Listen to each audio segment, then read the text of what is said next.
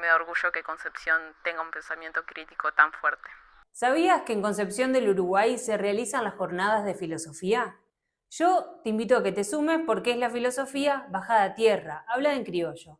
Y Cachi Basgal, a quien entrevisté, nos cuenta de qué se van a tratar este año. Venimos trabajando desde abril más o menos, desde principios de año, con bueno, mucha rigurosidad y también mucha curiosidad en silencio, porque no podíamos contar que teníamos ahí guardados los chats con Rita Segato, ni más ni menos, que viene el día de su cumpleaños, el viernes 14 de agosto, a festejar su cumpleaños en Concepción del Uruguay, Entre Ríos, por primera vez en Concepción del Uruguay. Pocas veces vino a Entre Ríos, así que nada, va a ser un placer tenerla para cerrar la jornada del viernes, que es la primera jornada de estas jornadas de filosofía del Río Uruguay, las quintas jornadas.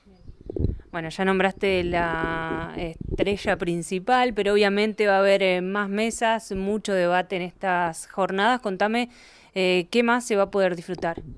Bueno, vamos a tener jornadas, yo tengo el chivo acá cerca, en realidad es todo el día, empieza con una previa por primera vez el jueves a la noche de Maridar el Conocimiento, una cata de vino con filosofía, que va a ser en el Centro Cultural Puentes Amarillos, a cargo del profesor Pini y Gastón, Pini de música y Gastón de filosofía. Eso tiene un cupo, así que pedimos que estén atentos y atentas a nuestras redes sociales para inscribirse. Y comienza la jornada de filosofía formalmente con la apertura de autoridades locales el 9 a las 9 de la mañana en el auditorio Ilia, el viernes 14. Ahí vamos a tener nuestra charla de apertura donde vamos a hablar del posicionamiento de nuestro actual Papa frente a la IA y cómo preservar la humanidad con la inteligencia artificial, lo cual me parece súper atractivo e interesante para todo público. Esa va a ser la charla central en el Ilia a las 9 de la mañana. Después seguimos a las 11 de la mañana en el Ilia con el profesor Eduardo Ojeda, un profesor muy conocido en nuestra localidad, que va a estar hablando de Borges y la filosofía. En simultáneo en el Museo de la Ciudad, que es nuestra segunda sede, donde también va a haber charlas, a las 11 de la mañana va a haber una mesa de arte y filosofía de Fabio Benítez y Mina Bebacua, también personajes conocidos de nuestra localidad, que bueno, van a estar compartiéndonos sus tesis, sus investigaciones. Son personas muy vinculadas a la cultura y el arte que están haciendo grandes investigaciones y nos van a compartir un poco de esto.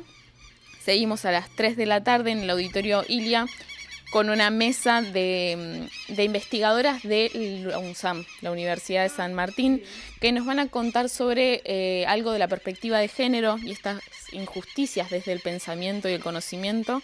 Tienen 3 investigaciones muy importantes, chicas que van a viajar de localidades cercanas a compartirnos qué están haciendo en su tesis, próximas a salir, ¿no?, a publicarse, y me parece genial que les demos ese lugar. En simultáneo en el Museo de la Ciudad vamos a tener filosofía con niñeces, filosofía con los gurises le pusimos para hacerlo más entrerriano, a cargo de Sabrina Moraves, que es algo que teníamos en las primeras jornadas de filo y bueno, lo retomamos en estas quintas, así que un poco la idea es invitar a las niñeces a filosofar, que lo tienen tan innato, y bueno, cuidar esas mentes y tratar de tener el pensamiento crítico ahí bien activo. Bueno, en el auditorio Ilia a las 5 de la tarde tenemos a Karim Quiroga, quien es uno de los personajes conocidos de la logia masónica de Concepción del Uruguay, algo que genera mucho mito y curiosidad porque no se suelen mostrar mucho públicamente. Va a estar hablando de filosofía y el pensamiento masónico. Es una oportunidad muy buena para conocer la logia masónica en nuestra ciudad y la corriente masónica, que es muy fuerte en nuestra localidad. Así que, bueno, les invito a las 5 de la tarde en el Ilia. En simultáneo, en el Museo de la Ciudad tenemos una mesa de ponencias. Las mesas de ponencias son mesas de debate donde muchas personas de nuestra localidad mandan resúmenes de cosas que están investigando, tienen un periodo de evaluación, un requisito necesario para ser parte de esas ponencias, las evaluamos y quienes llegan a esa mesa quiere decir que pasaron ese filtro y que realmente están teniendo investigaciones muy buenas. Yo spoileo una que va a hablar de filosofía y adultos mayores, que la spoileo porque me parece súper transversal, ¿no? Teníamos la filosofía con niñeces y ahora con adultos mayores. Esa es una de las mesas de ponencia. Y para cerrar, bueno, Rita Segato, que no necesita mucha presentación. Seguramente vamos a subir mucha información sobre Rita porque hay mucha gente interesada en asistir, así que atención a nuestras redes con eso. Y por último, como siempre, tenemos cierres artísticos, ¿no? En esta oportunidad tenemos a gente del grupo de teatro El Bardo, que todos los años traemos estas obras de teatro y siempre terminan con gente parada aplaudiendo por lo magníficas que son, ¿no? En este caso tenemos la obra Madame Ciencia, que habla de la vida de Marie Curie, que es una científica, una de las únicas mujeres en recibir un premio Nobel. Todo eso el viernes. Y sigue el sábado. Y sigue el sábado 15 de agosto. Comenzamos en el Ilia a las 10 de la mañana con Carlos Balboa, que va a hablar de cómo llevar adelante este colapso ambiental sin volvernos un poco locos. Yo lo digo en lenguaje criollo para que ustedes sepan. Él dice que el problema es el desconocimiento y la idea es pensar acciones concretas sin volvernos locos. En paralelo, en el Museo de la Ciudad está la segunda mesa de ponencias. Por segunda vez consecutiva tenemos tantas ponencias de tanta gente que investiga y que está escribiendo cosas y construyendo pensamiento que tenemos que hacer 2 mesas de ponencia.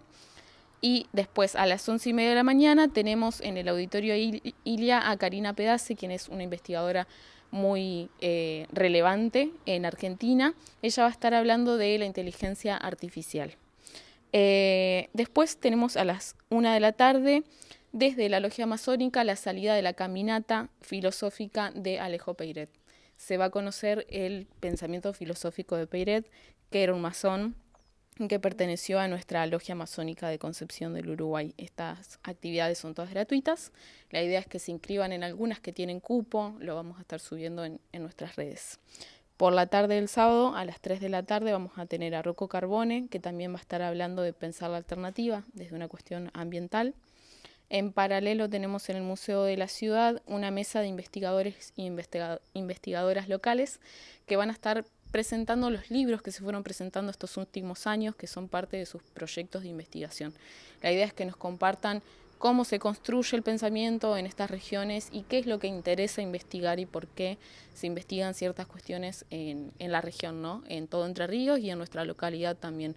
Es poder verles sus caras y ver a quienes están activos investigando y haciendo, bueno, ciencia y pensamiento en Entre Ríos. A las 5 de la tarde tenemos a Daniel Paz en el hall del Auditorio Celsi. Daniel Paz yo creo que también es otra de las figuras estrellas, es un ilustrador muy conocido que va a estar presentando su obra El Tao de la Patria. Está muy buena la obra, yo la estuve chusmeando porque la está seleccionando todavía, así que invito al hall del Celsi a que puedan venir a visitarla. En paralelo, a las 5 de la tarde tenemos al doctor Federico Bordaleta, también conocido en nuestra ciudad. En el Museo de la Ciudad va a estar presentando las lecturas filosóficas de Paulo Freire, un pensador y pedagogo de la pedagogía de la educación popular, muy conocido por quienes trabajamos en la docencia.